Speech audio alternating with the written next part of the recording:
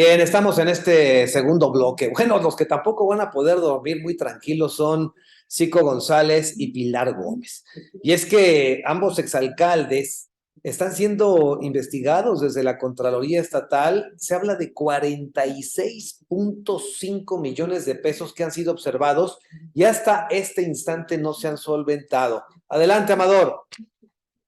Y ahora con otra noticia que está simbrando aquí en la capital, es donde Jicotencal González y Pilar Gómez serán citados al área de Contraloría Municipal para que solventen observaciones por un monto de 46.5 millones de pesos. Esta semana serán citados al área de Contraloría Municipal los referidos alcaldes. Además, estará a la espera de lo que determine el área jurídica para que se lleven a cabo las acciones legales que en su caso proceden. Adelanta Contralor Municipal Sergio Estrada Cobos. Hoy estamos girando al área jurídica para lo procedente a donde decidan ellos si son motivos de fiscalía o de otro tipo de conducta. Ellos lo califican y lo turnan al área correspondiente. Por la parte administrativa que califica la Contraloría, dijo Estrada Cobos que esta misma semana se enviarán los citatorios para González Uresti y Gómez Leal y para los tesoreros que ellos tuvieron. Y bueno, esto se pone de una u otra manera tenso en el municipio de Ciudad Victoria con estos exalcaldes de una sola administración. Recordemos que Jicotencal González Uresti empezó y Pilar Gómez fue quien terminó. Y esto nos habla de que se está procediendo, se están dando las cuestiones legales en su tiempo. Yo creo que todavía falta mucho. Estos son solamente citatorios para aclarar algunas cuantas que quiero pensar. Los antecitados, pues solamente es una cuestión administrativa. Solamente hasta ahí es donde esto se ha avanzado. Bien, pues lo dicho, no van a poder dormir tranquilos.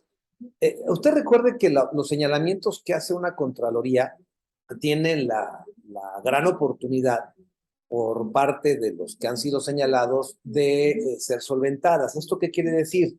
La Contraloría tal vez no detecte la ocupación de ciertos montos, pero la persona que los ocupó tiene el soporte jurídico, los acuerdos correspondientes, las facultades de ley y se demuestra, insisto, conforme a derecho, el destino del dinero.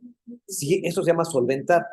Lo que no se logre comprobar, es decir a la Contraloría, si en efecto tú documentaste esto, pero el destino y el camino que siguió esto es conforme a derecho y así se hizo, entonces ya se puede determinar si hay o no cabida a una denuncia que obviamente seguía por la vía penal y que tiene varias aristas.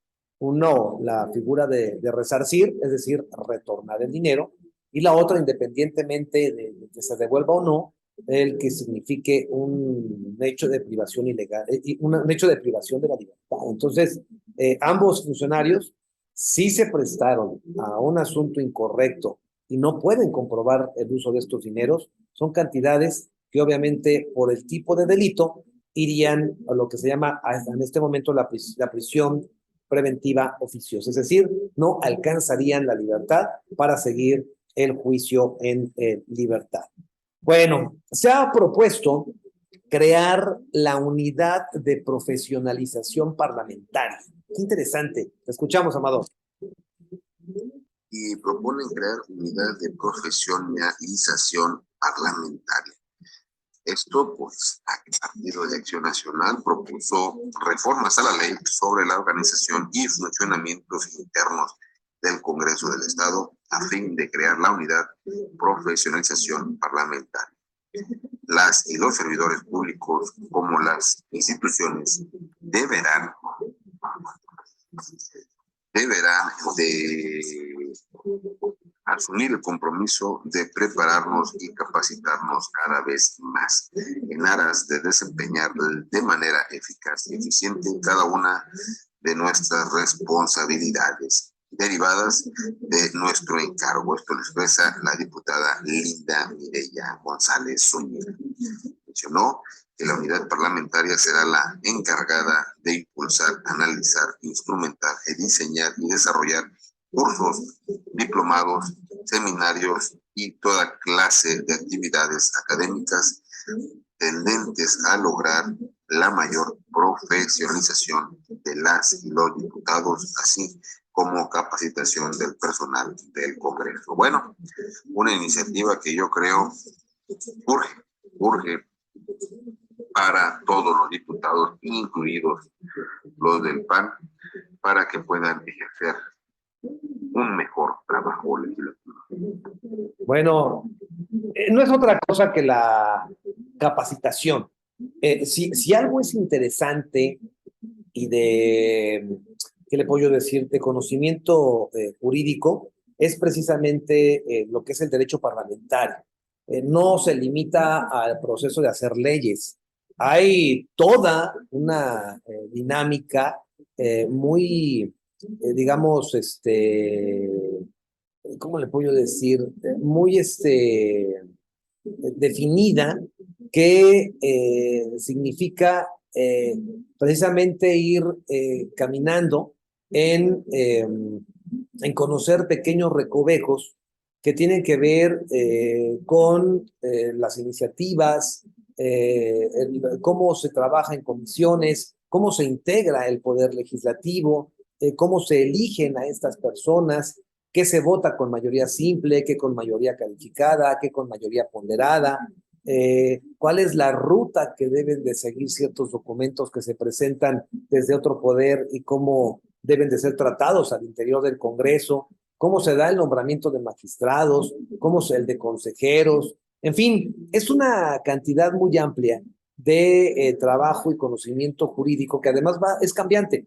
El derecho parlamentario también tiene muchos recovecos y demasiadas interpretaciones, inclusive desde cómo se conforma el propio Congreso, cómo van las candidaturas, cómo se asignan las curules, qué sucede ante la falta de uno de los diputados o diputadas, cuál es el tema de la paridad de género. En fin, creo que esta propuesta me parece muy importante y qué bueno que nazca del propio poder legislativo. Y yo me atrevería, aquí sí, a involucrar a las universidades.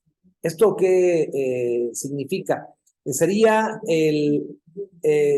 dentro de la academia, el provocar que haya diplomados, por ejemplo, o que exista la participación de los propios diputados, ex legisladores, que a mí me parece esa parte fundamental, y no limitarnos al área estatal, hay que crecerlo esto al área nacional. Y no porque solamente nos vayamos sobre aquellos que quieran ser diputados o algún día competir, no, aquí se trata de que esas personas que fungen como asesores y que pueden crecer del lado de un legislador o de una legisladora, conozcan al 100% y tengan esa capacidad de actualización sobre el Parlamento. Entonces, me parece algo bien interesante que puede servir de mucho y qué bueno que se le apueste a la capacitación. Esa jamás estará de sobra. Bueno, tocó al área de educación, se han dado a conocer las subsecretarías. Hay que recordar que han dado cuenta de estos nombramientos poco a poco, pero antes, el jefe de la oficina del Ejecutivo Federal queda a cargo de Ricardo Gerardo Guerrero Morales. Él es el nuevo responsable de esta área.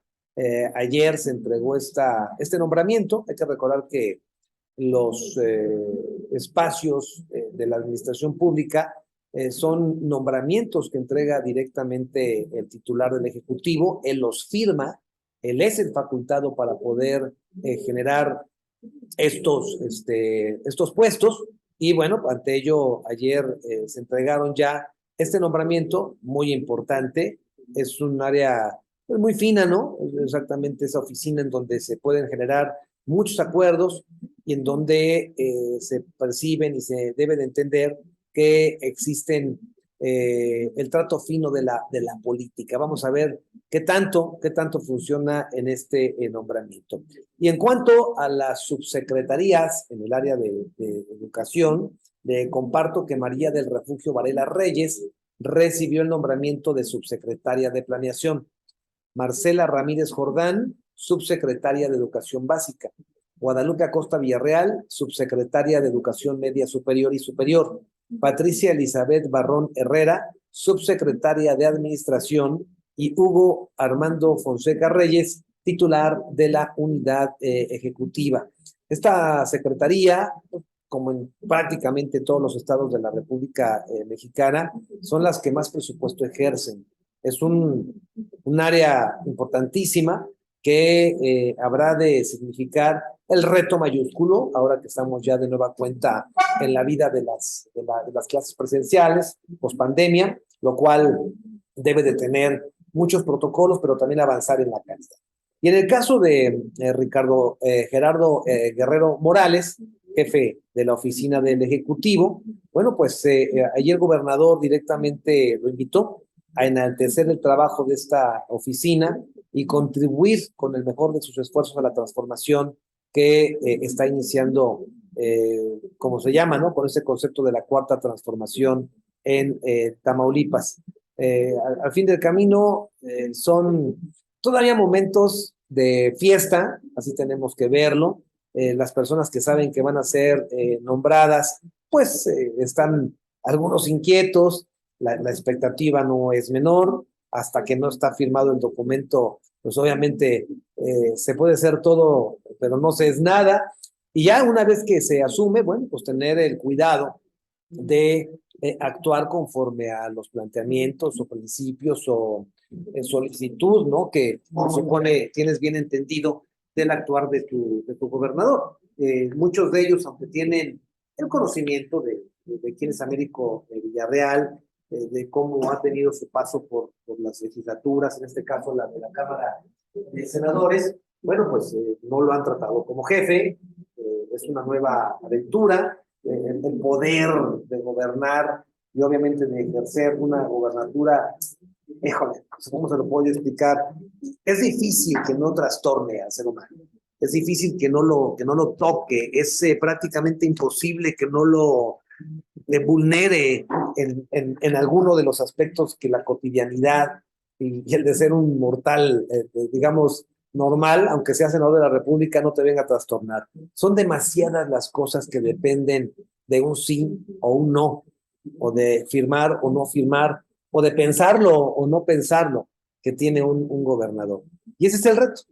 Ese es el reto más grande que hoy tiene el propio Américo Villarreal frente a sí, de demostrar que el poder no lo va a marear, que viene precisamente a generar un cambio en la forma de gobierno.